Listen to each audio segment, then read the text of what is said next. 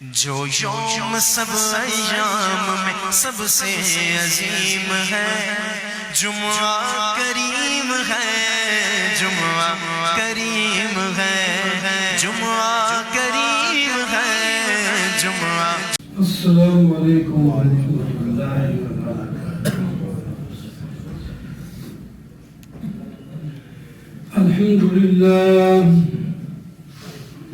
الحمد لله وكفى، والصلاة والسلام على سيد الرسل وخاتم الأنبياء، أما بعد، فأعوذ بالله من الشيطان الرجيم، بسم الله الرحمن الرحيم، ولكن البر من آمن بالله واليوم الآخر، الآية۔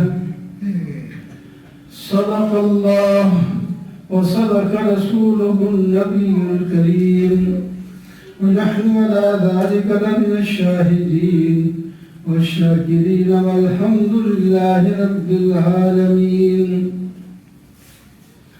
اللهم صل على سيدنا ومولانا محمد وعلى آل سيدنا ومولانا محمد وبارك وسلم۔ محترم معزز سامعین، بزرگوں، دوستوں اور عزیزوں، سورہ بقرہ کی ایک آیت شروع کی تھی جس میں تقوی کی پوری تفصیل ہے۔ سب سے پہلے اللہ تعالیٰ پر ایمان لانا۔ دو جمعوں میں اس کے بارے میں عرض کیا ہے۔ سارا سال بھی اسی اللہ کی توحید کے بارے میں لگے رہیں، بلکہ زندگی بھر لگے رہیں تو یہ مضمون ختم نہیں ہوتا۔ یہ اصل مقصود ہے۔ اصل قرآن کی آیتیں بھی جہاں سے پڑھے وہیں اللہ کی توحید نظر آتی ہے، تو باقی مسائل بھی آخر اللہ ہی کے بیان کردہ ہے، وہ بھی توحید کے ساتھ تعلق رکھتے ہیں۔ جو لوگ جڑ جاتے ہیں، ایمان لاتے ہیں، ان کی شان بھی اونچی ہو جاتی ہے، جیسا کہ گزشتہ جمعہ سے آپ صدیق اکبر رضی اللہ تعالیٰ عنہ کے بارے میں سن رہے ہیں۔ کل ہم پڑھ رہے تھے کتاب میں بھی کہ انبیاء کے بعد سب سے افضل ترین شخصیت جو ہے وہ صدیق اکبر ہے۔ انبیاء کے بعد سب سے افضل ترین شخصیت صدیق اکبر ہے، جن نے سب کچھ قربان کر دیا،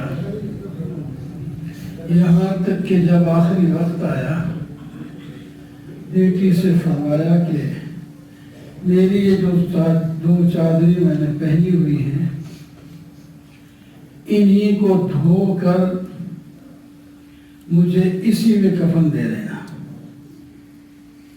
حضرت عائشہ صدیقہ رضی اللہ تعالیٰ عنہ رو کے کہنے لگی، ابا جان کیا ہم نیا کفن بھی آپ کو نہیں دے سکے؟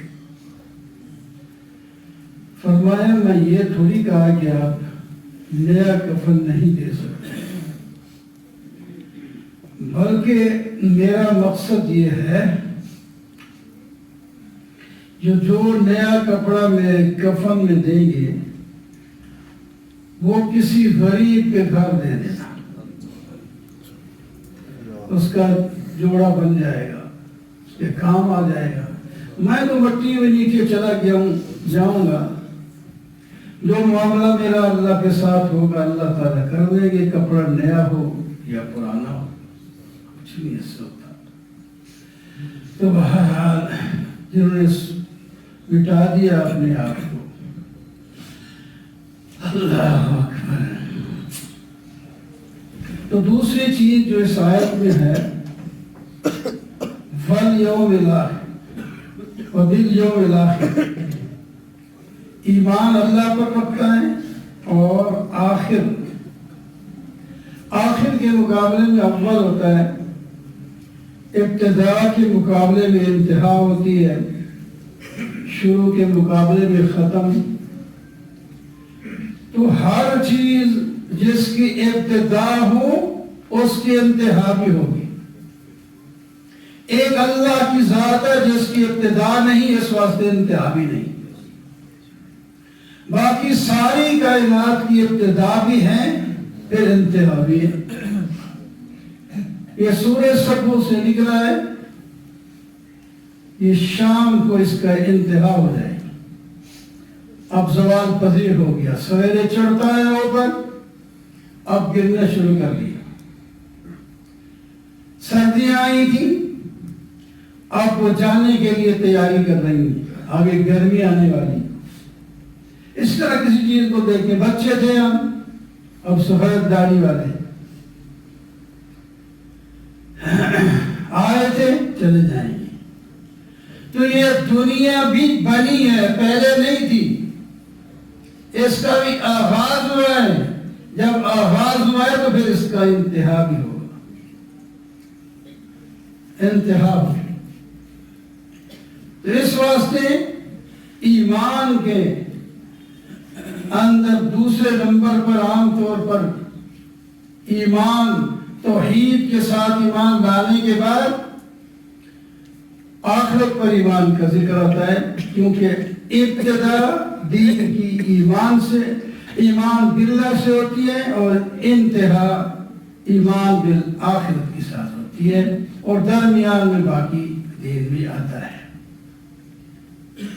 تو یہاں بھی اسی طرح ہی ہے، حالانکہ انبیاء کا ذکر بھی ہے، آگے فرشتوں کا ذکر بھی ہے، سب کا ذکر ہے، لیکن ایمان وَلَكِنَّ الْبِرَّ مَنْ آمَنَ بِاللَّهِ، تو اس کے بعد آخرت کا ذکر فرمایا۔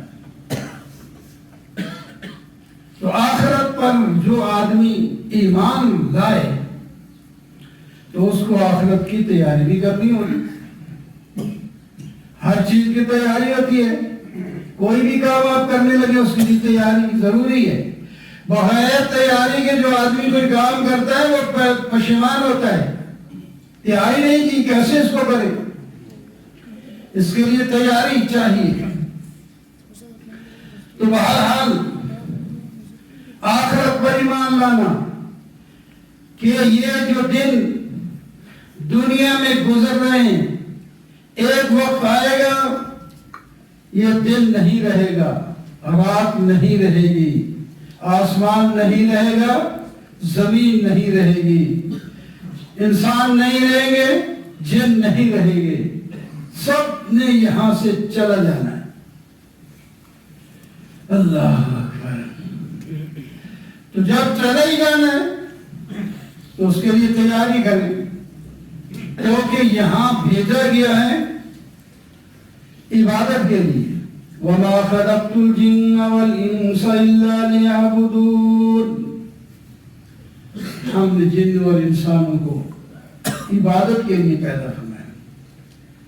کائنات میں افضل ترین شخصیت نبی الانبیاء، افضل الانبیاء، خاتم الانبیاء، سرور کائنات، سرور کونین، نبی کریم صلی اللہ علیہ وسلم کو اللہ تعالیٰ ارشاد فرما دے رہے ہیں، فَاعْبُدْ رَبَّكَ حَتَّى يَأْتِيَكَ الْيَقِينُ،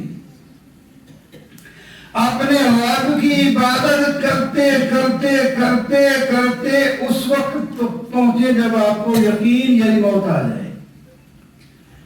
اور کر کے دکھایا نبی علیہ السلام جو آخری نماز مسجد میں پڑھنے کے لیے تشریف لے گئے، بیمار تھے، چل نہیں سکتے تھے اپنے پاؤں پر۔ ایک صحابی دائیں طرف دوسرا بائیں طرف ان کے کندھوں پر ہاتھ رکھے اور مسجد کو جائیں، آپ پاؤں مبارک آگے اٹھا کر، پاؤں مبارک آگے اٹھا کر نہیں رکھ سکتے، وہ یوں گھسٹتے چلے جا رہے ہیں۔ پھر بھی مسجد میں گئے۔ اس طرح آخری دم تک عبادت میں لگے رہے. تو ہم نے بھی عبادت کرنی ہے. نبی علیہ السلام ہمارے لیے نمونہ ہے. کوئی بہانہ نہیں چاہیے. تھوڑی سی تکلیف ہوتی ہے, بہت بیمار ہوں میں نماز نہیں پڑھ سکتا.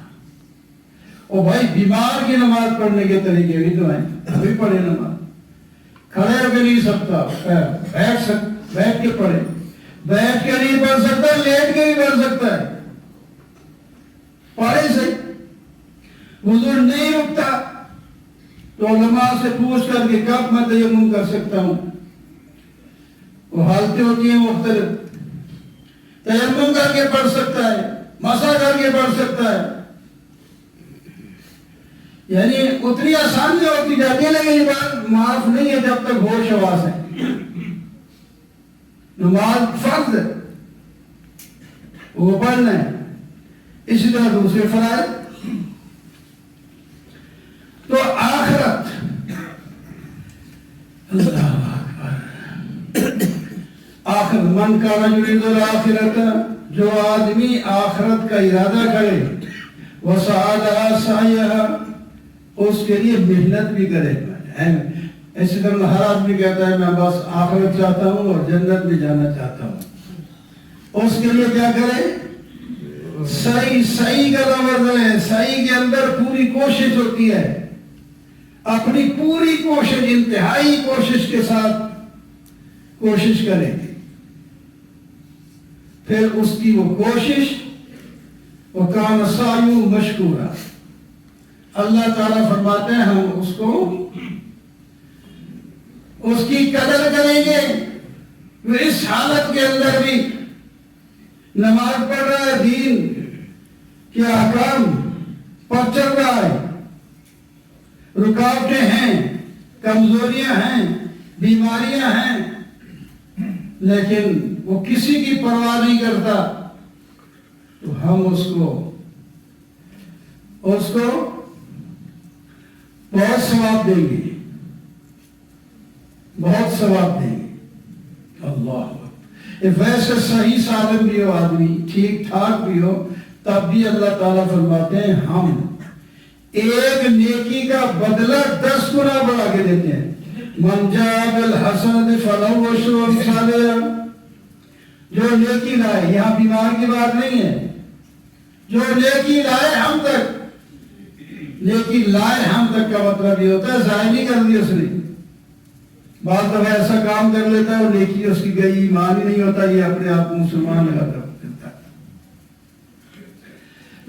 اس واسطے ایمان کی بہت قدر کریں, اور کوئی ایسی چیز درمیان میں نہ آ جائے جو ایمان کے مخالف ہو.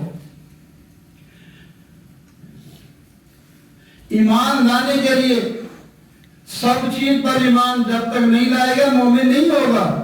کافر ہونے کے لیے ایک چیز کتی کا انکار کر دے کافر ہو جائے گا, باقی بہت ساری چیزیں مانتا ہو.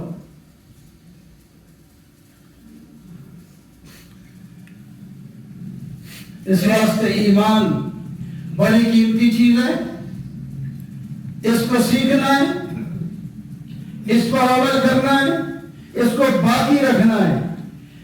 جس نے مرتے دم تک اپنے ایمان کو قابو میں رکھ لیا تو وہ جنت میں جائے گا.